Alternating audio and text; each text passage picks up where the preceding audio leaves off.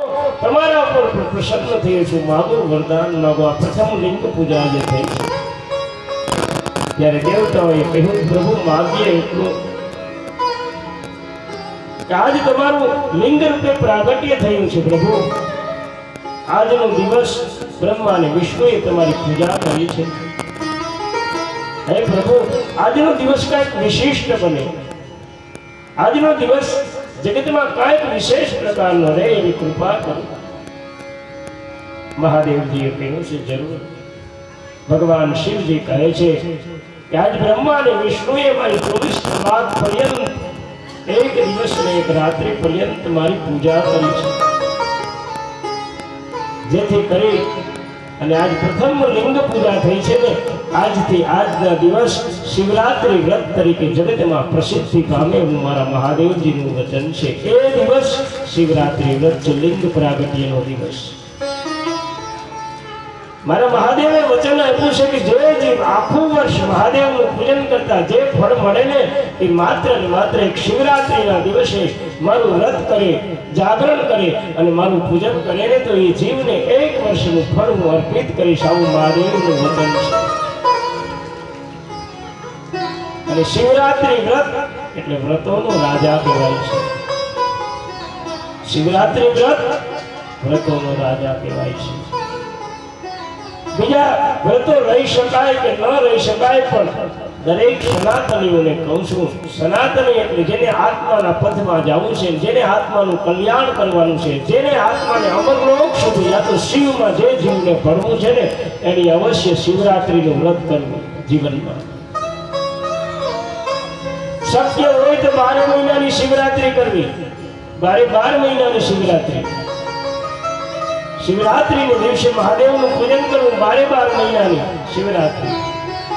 અંધારી 13 યા તો 14 હોય છે, ક્યારેક 13 ને 14 કઈ મળેલી હોય છે. આ શિવરાત્રીનું વ્રત 12 મહિનાની શિવરાત્રી જે મનુષ્ય કરે એના જીવનમાં ક્યારેય કલેશ રહેતો નથી. ત્રયોદશી કા વ્રત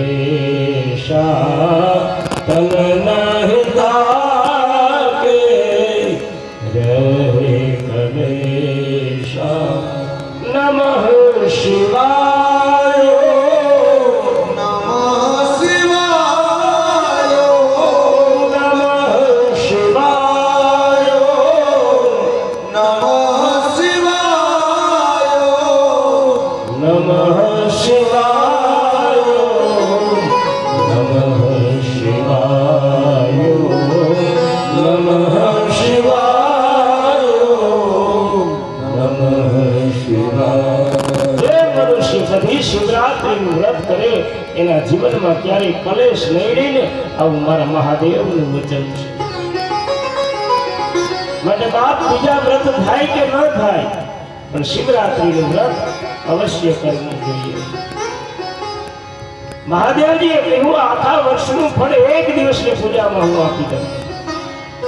અને શિવરાત્રી વ્રતનો મહિમા પણ એવો છે, શક્ય હોય ને તો તે દિવસે શિવ ક્ષેત્રમાં વાસ કરવો. શક્ય હોય તો જેટલો વધારે સમય મળે ને એટલો સમય શિવ ક્ષેત્રમાં રોકાવું, શિવાલય હોય ને એના પરિસરમાં રોકાવું. એનો મહિમા છે શિવ ક્ષેત્રમાં રોકાવાનું. કારણ કે શિવ ક્ષેત્ર છે ને એ કાશીનું ક્ષેત્ર છે, મુક્તિનું ક્ષેત્ર છે. અને શિવ ક્ષેત્રમાં રહીને અહીં ખૂબ માણસો આવે છે શિવ ક્ષેત્રમાં, પણ બહુ ધ્યાન રાખજો, તીર્થ ક્ષેત્રમાં જઈને પુણ્યને બદલે ક્યાંક પાપના અધિકારી ન બનીએ એનું તકેદારી રાખો. શિવ ક્ષેત્રમાં ગયા પછી મુખમાં શિવ નામનો જાપ કરતો રહેવું, શિવ નામને જપતું રહેવું. એનાથી આગળ સમય મળે અને જેટલો સમય શિવ ક્ષેત્રમાં રહે તો બાપને સફાઈ કરવી, કાગળિયા ઉડાડીને જવું નહીં, જ્યાં ત્યાં નાસ્તા કરીને દોષ લાગે. શિવ ક્ષેત્રને પવિત્ર રાખવું જોઈએ, ચોખ્ખું રાખવું જોઈએ. અને શિવ ક્ષેત્રમાં બેહીને તો કોઈ દી આડાવડી વાતો ન કરવી, એની બહાર નીકળી જવું જો આડાવડી વાતો કરવી તો. કારણ કે આ થઈ ભૂમિ છે. બીજી જગ્યાએ પાપ થયા હોય ને તીર્થમાં આવીને ધોવાઈ જાય, આ કહીશું ધોહો ક્યાં, એટલે કહું છું તકેદારી રાખજો. આ ક્ષેત્રમાં બેહી અને લેશ માત્ર ભૂલ ન કરવી, કોઈની નિંદા ન કરવી, કોઈની ઈર્ષા ન કરવી, એની તકેદારી રાખવી. કારણ કે પાપ મનથી થાય, કર્મથી થાય. મનસા કર્મના પાપ થાય, ઘણા પાપ. અને હું તો એમ કહું મારા ઇન્દ્રિયો દ્વારા હાથોથી જેટલા પાપ નથી કરતા ને એટલા ઘણા મનથી કરે છે. બાપ આવા માનસિક પાપમાંથી બચવું જોઈએ. કારણ કોઈની નિંદા કરીએ, કોઈની નિંદા સાંભળીએ, બીજાનું અહિત ઈચ્છીએ, કોઈની અહિત વાતો કરીએ, આના સમાન બીજું મનસા પાપ નથી. માટે આવું પાપ હું તો એમ કહું કે ક્યારેય ન કરવું. પણ કદાચ જીવ છે બહાર જઈને કોઈ કરે, પણ આવા શિવ ક્ષેત્રમાં તો કોઈ દી આવું પાપ કરવું જ નહીં. આ ક્ષેત્રમાં આવીને કોઈ દી બીજી વાત ન કરવી. બને ને એટલા શિવના જાપ જપવા. વાત એ કરું છું, શિવ ક્ષેત્રમાં રોકાવાનો મહિમા છે. શિવરાત્રીના દિવસે મારો મહાદેવ બહુ પ્રસન્ન થાય છે. ત્રયોદશી વ્રત કરે ને એના ઉપર ભગવાન શિવ પ્રસન્ન થાય છે. મહાદેવજીએ કહ્યું છે, હે દેવતાઓ, આજથી આ શિવરાત્રી વ્રતની શરૂઆત થઈ છે. આ પહેલી પૂજા થઈ. મહાદેવજી એનાથી આગળ કહ્યું છે કે જ્યારે હું લિંગ રૂપે પ્રગટ્યો હતો, બ્રહ્મા અને વિષ્ણુનું યુદ્ધને શાંત કરવા ભગવાન જ્યારે લિંગ રૂપે પ્રગટ્યા હતા, પ્રગટ્યા પછી તો બ્રહ્મા અને વિષ્ણુ ઓળમાં ગયા હતા ને કેટલો સમય વયો ગયો. અને મહાદેવજી પ્રગટ્યા ને ત્યારે આદ્રા નક્ષત્ર હતું, માગસર મહિનો. અને આદ્રા નક્ષત્રને દિવસે ભગવાનનું અરુણોદય થયું છે, લિંગ પ્રગટ્યું છે. મહાદેવજીએ વચન આપ્યું છે કે જ્યારે જ્યારે માગસર મહિનાની અંદર આદ્રા નક્ષત્ર આવે એ દિવસે કોઈ મારા પરિવાર સાથે મારું પૂજન કરશે. ભગવાન શિવ, પાર્વતી, ગણેશ, કાર્તિક, નંદી, આ શિવ પરિવાર છે બધો. જે વ્યક્તિ મારું પરિવાર સાથે પૂજન કરશે અથવા તો મારું દર્શન કરશે ને, મહાદેવજી વચન આપ્યું કે મને કાર્તિક સમાન પ્રિય લાગશે, પુત્ર સમાન પ્રિય લાગશે. માટે બાપ જ્યારે જ્યારે માગસર મહિનાની અંદર આદ્રા નક્ષત્ર આવે ને એ દિવસ ભગવાન શિવનું પૂજન કરવાનો બહુ મહિમા છે. અને એનાથી આગળ કહું, શિવરાત્રી, આદ્રા નક્ષત્ર, આ બધા તહેવારોના દિવસે ભગવાન શિવના મંદિરમાં દીપમાલા જલાવવાનો બહુ મહિમા છે. મહાદેવના મંદિરની અંદર દીપમાલાઓ કરાવી મારા બાપ બહુ મહિમા છે. કારણ કે શિવજીના મંદિરમાં દીપમાલા કરાથી આપણા જીવનની અંદર પ્રકાશ પથરાય છે, આપણું જીવન પ્રકાશિત બને છે. મારા મહાદેવને કઈ જરૂર નથી, આ બધું આપણા હાટું છે. બહુ ધ્યાન રાખજો. આપણે દીપમાળા કરીએ કૈલાસમાં ઝગમગ ઝગમગ થાય એવું કઈ છે નહીં. આ આત્માના પ્રકાશ માટે, આ જીવના કલ્યાણ માટે, આપણા જીવનના ઉજાસ માટે થઈ મહાદેવના મંદિરમાં દીપમાળાઓ કરાવવી જોઈએ. આ જીવ અંધકારમાં ભટકતો હોય એને પ્રકાશ પ્રાપ્ત થાય, એટલા માટે મહાદેવના મંદિરમાં દીપમાળાનો મહિમા છે.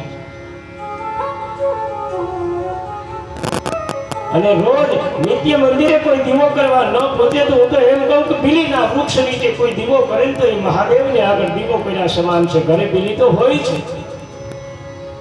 બિલ્વપત્રનો પણ એવડો મહિમા છે. આગળ જતા બિલ્વપત્રની વાત કરીશ ત્યારે બિલ્વપત્રનો મહિમા સમજાવીશ. પણ શિવાલયમાં દીપમાલા કરવી મહાદેવ. ભગવાન શિવજી માગસર માસ આદ્રા નક્ષત્રને દિવસે પ્રગટ્યા હતા. એ દિવસે કોઈ જીવ ભગવાન શિવનું પૂજન કરે તો મહાદેવને વચન પ્રમાણે ભગવાન શિવને કાર્તિક સમાન પ્રિય લાગે છે, પુત્ર સમાન પ્રિય લાગે છે.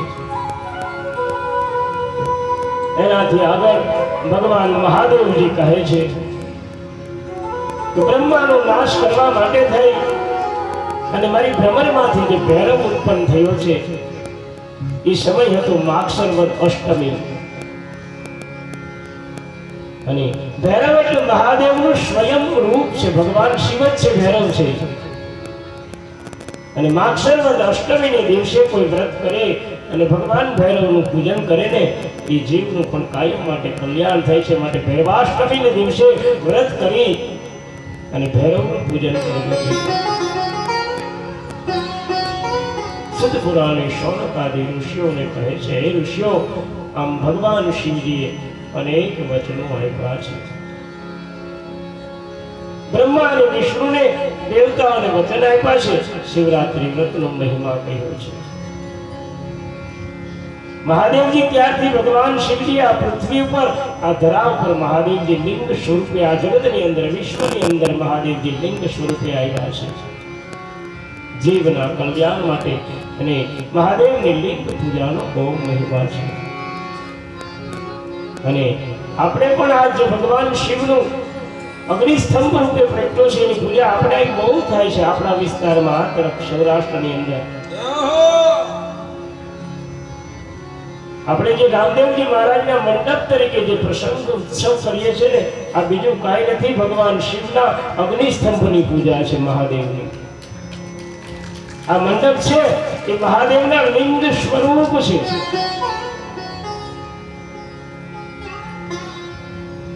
આપણે ખૂબ અહીં મંડપો થાય છે. ભગવાન વિષ્ણુ નીચે ગયા હતા વારાહનું રૂપ ધારણ કરીને, એટલે આપણે મંડપની સ્થાપના થાય ને વિષ્ણુનું સ્થાપન થાય નીચે. અને બ્રહ્માજી હંસનું રૂપ ધારણ કરીને ઉપર ગયા હતા. એટલે ચોગઠની અંદર જે 5 બેડાઓ હોય છે, 5 હેલ હોય છે બ્રહ્માના, 5 મસ્તક હતા. ચોગઠ શ્રી બ્રહ્માનું સ્વરૂપ છે.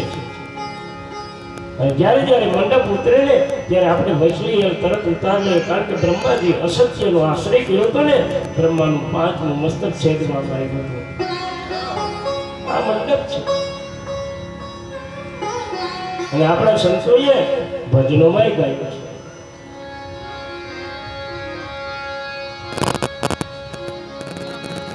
ઓ ધીરે વિરા સવરા રે હે મંડપમાં મારો સાઈ મો વિરાજે.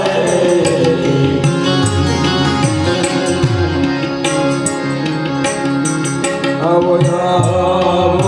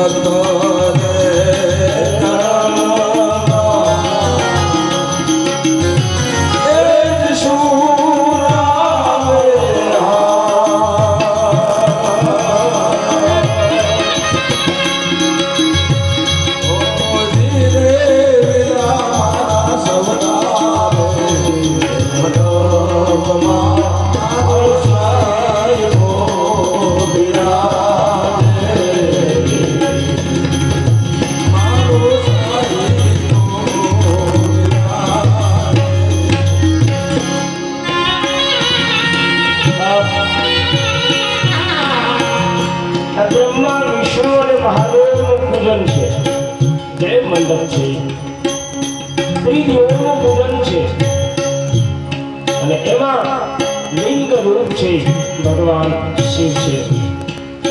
બારગામથી મહેમાનો જે આવ્યા છે એટલે વહેલા નીકળે છે. એ બાપ પ્રસાદ લીધા વિના કોઈ અહીંથી જતા નહીં. મહાદેવની કથામાં આવ્યા છો, દૂર દૂરથી આવ્યા છો. છેક આ બધા મહેમાનો ટીમથી આજે આવ્યા છે.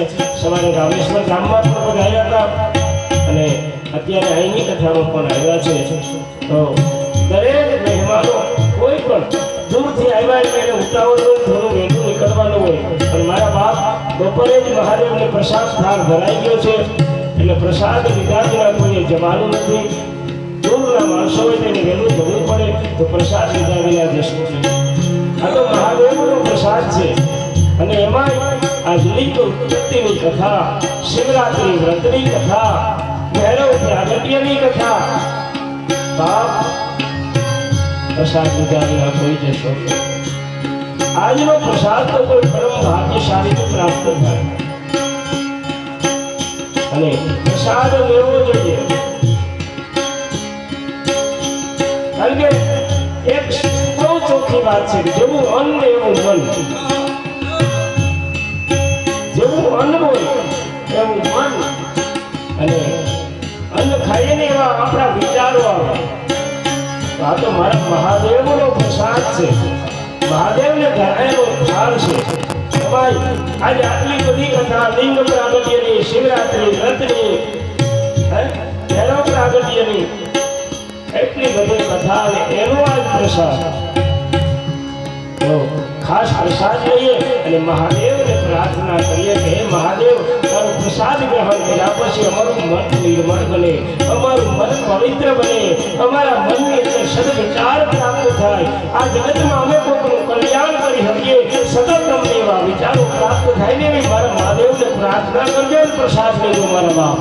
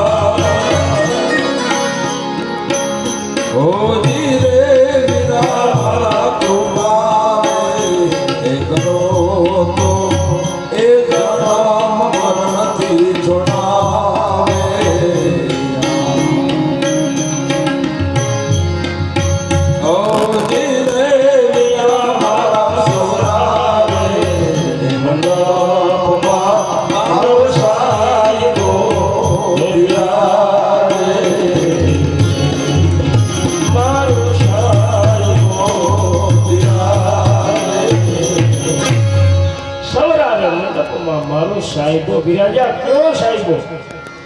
બાપ ભગવાન શિવ આ બિરાજે છે આ સવરા મંડપમાં. અને પ્રથમ જો કોઈ મંડપ થયો હોય તો ભગવાનનો અગ્નિસ્તંભ પ્રગટ થયો ને આજ પેલો મંડપ આ જગતનો. એની પેલા કોઈ મંડપ નહીં. આ મંડપ છે. અરુણોદય થયો છે. અને એનાથી વાત કરું ને તો ભગવાનનું અગ્નિસ્તંભ રૂપે પ્રગટવાનું કારણ શું હતું?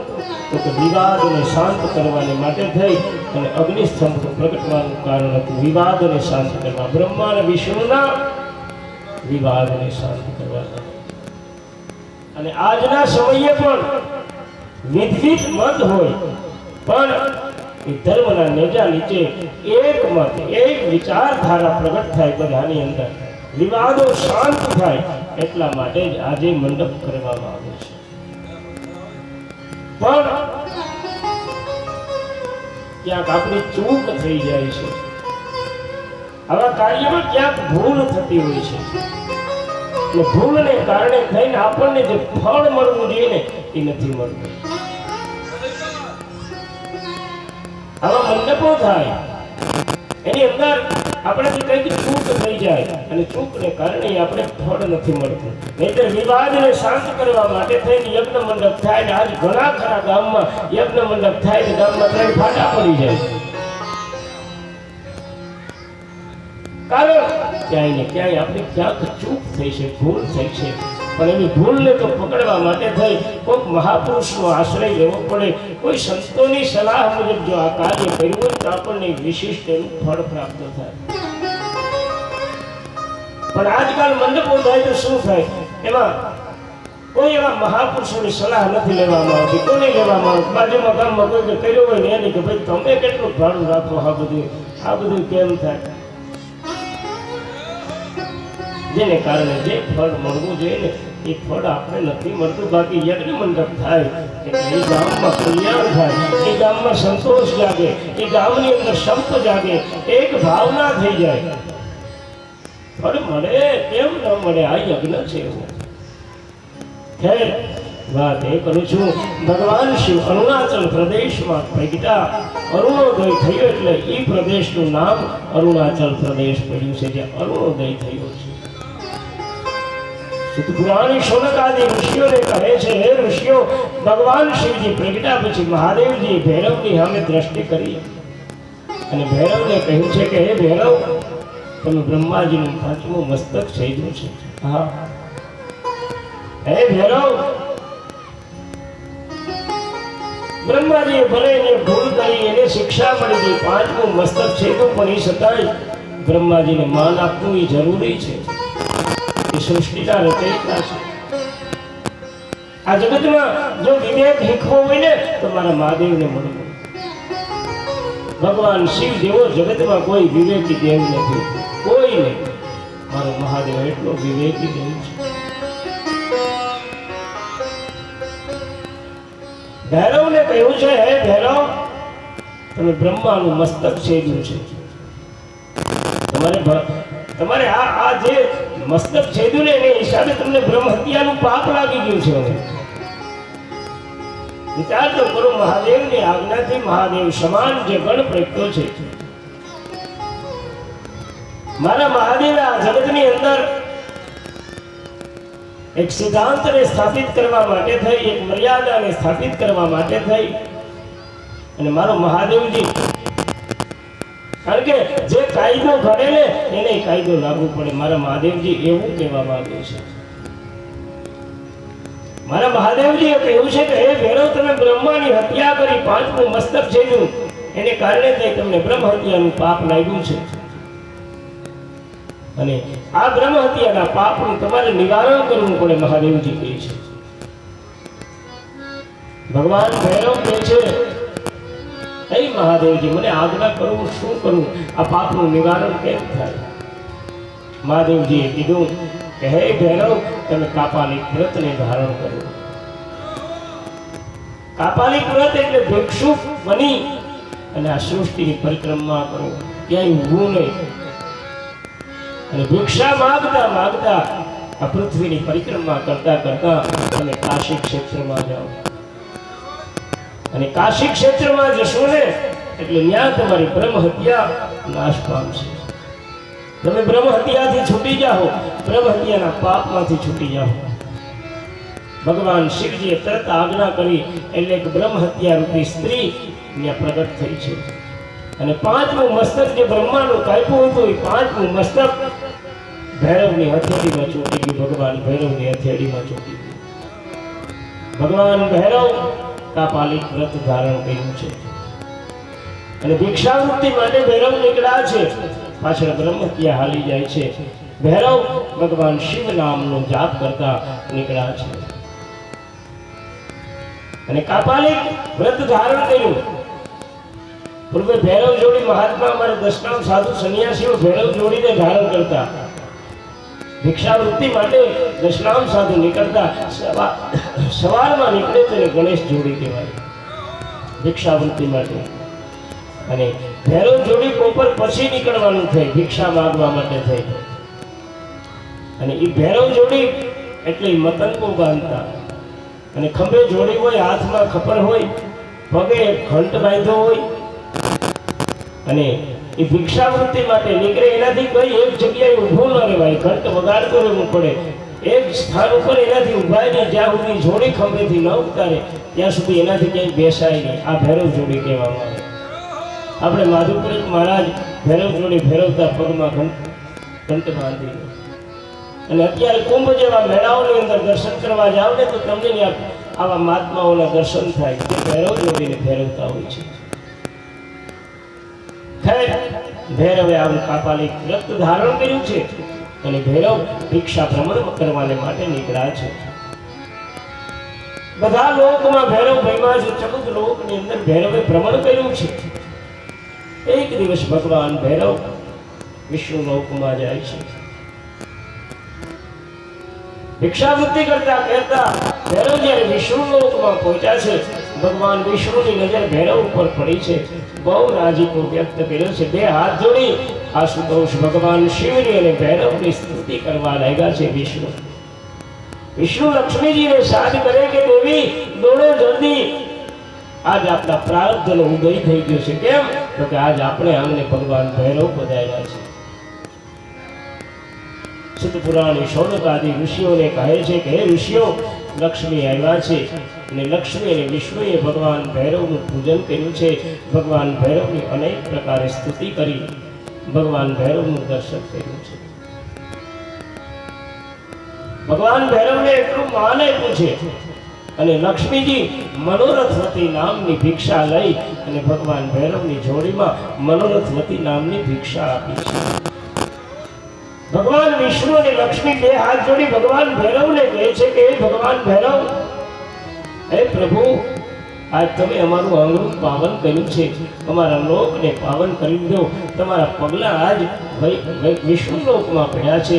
વિષ્ણુ લોક પાવન બની ગયો છે. આમ બે હાથ જોડી ભગવાન વિષ્ણુ અને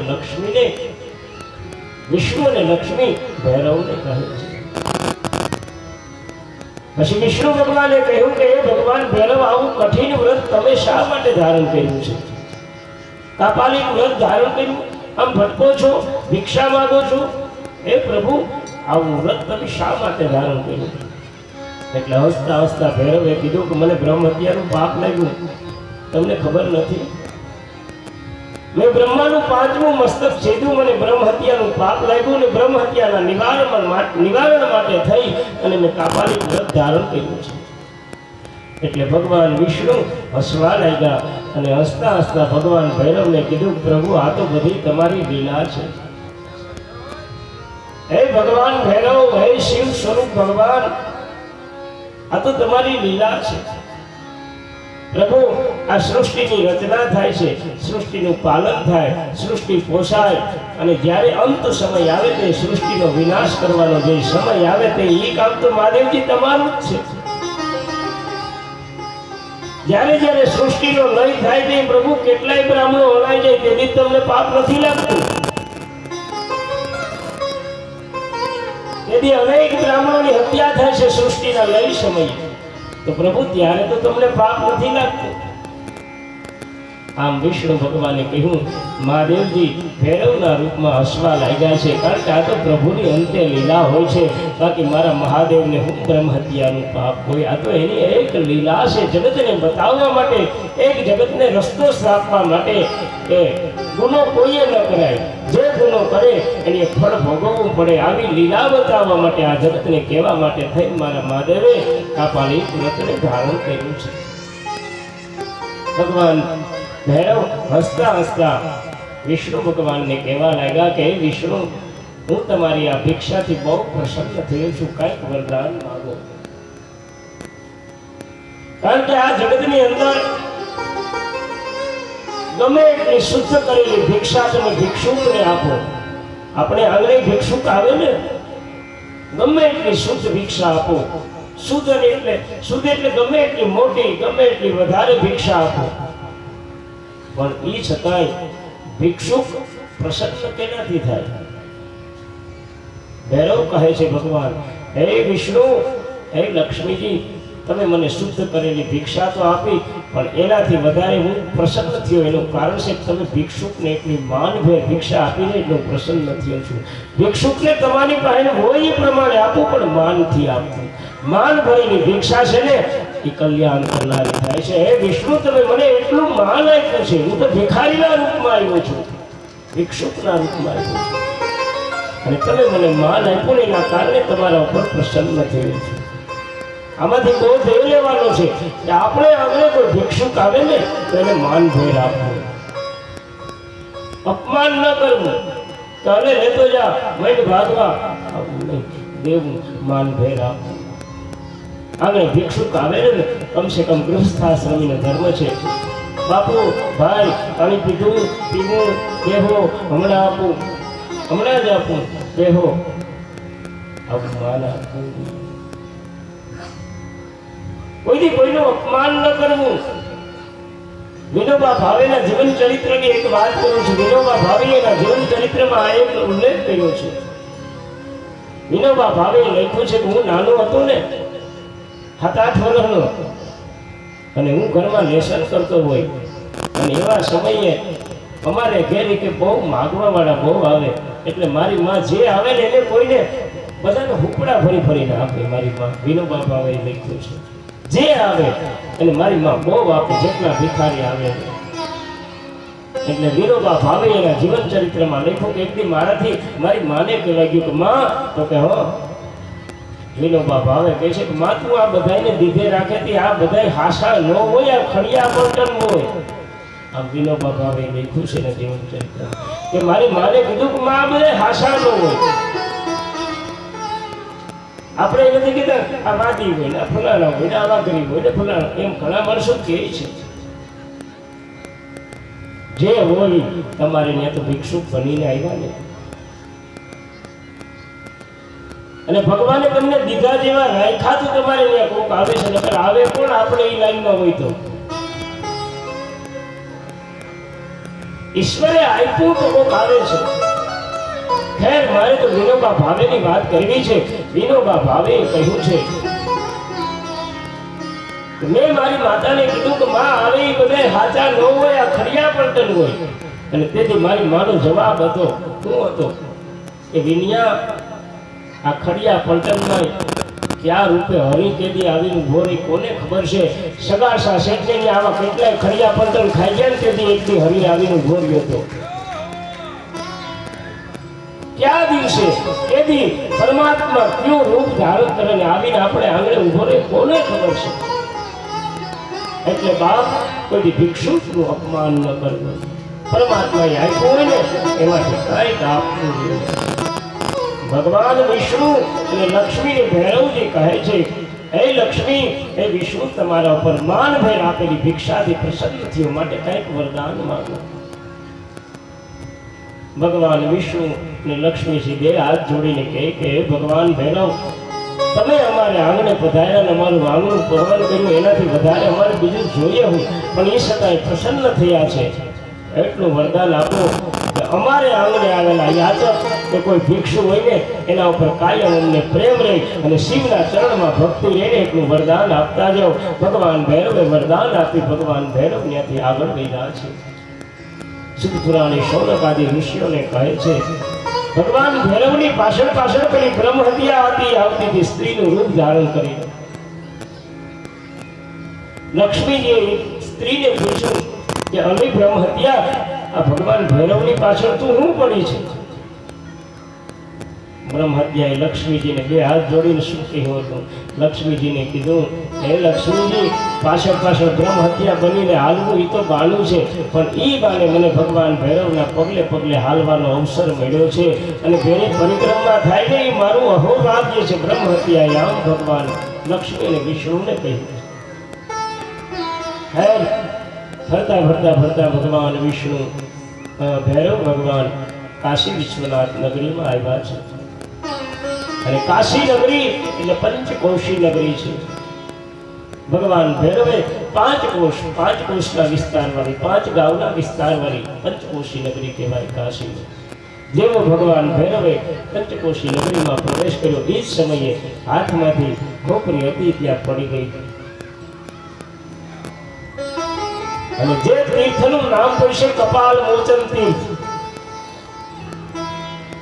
અને ભગવાન ભૈરવ પણ કાયમ ત્યાં વાસ કર્યો છે. અને ભગવાન ભૈરવ એટલે કાશીના કોટવાડ કહેવાય. કાશીની કોટવાડી કરે છે ભગવાન ભૈરવ. ધર્મ ક્ષેત્રની કોટવાડી કરે છે ભગવાન. અને કાશી એટલે ક્ષેત્ર એટલે ધર્મનું ક્ષેત્ર કહેવાય. અને એટલે આજ પણ આપણે કોટવાડ ગાદીના સ્થાન પર ભગવાન ભૈરવનું સ્થાન છે, કારણ કે આદિદેવ છે. ધર્મની રક્ષા માટે કાશીના કોટવાડ કહેવાય. અને વર્ણન કર્યું છે કાશી ક્ષેત્રમાં કોઈ પણ દર્શન કરવા જાય ભગવાન કાશી વિશ્વનાથનું દર્શન કરવા, પણ કાશી વિશ્વનાથનું દર્શન કરીને જો કપાલ મોચન તીર્થ ભગવાન ભૈરવનું દર્શન ન કરે તો કાશીના દર્શનનું ફળ નથી મળતું. માટે કાશીમાં વિશ્વનાથનું દર્શન કરવા જાઓ તો કપાલ મોચન તીર્થ એટલે ભગવાન ભૈરવનું દર્શન અવશ્ય કરવું. અને જે જગ્યાએ શિવાલયોમાં પણ જ્યાં ભૈરવનું સ્થાન હોય, ઉત્તર દિશામાં આગળ ભૈરવનું સ્થાન હોય, શિવાલયો જાઓ ને તો પેલા ભૈરવનું દર્શન કરીને પછી મંદિરમાં દર્શને જવું જોઈએ, કારણ કે કોટવાડ છે. કોટવાડને મળીને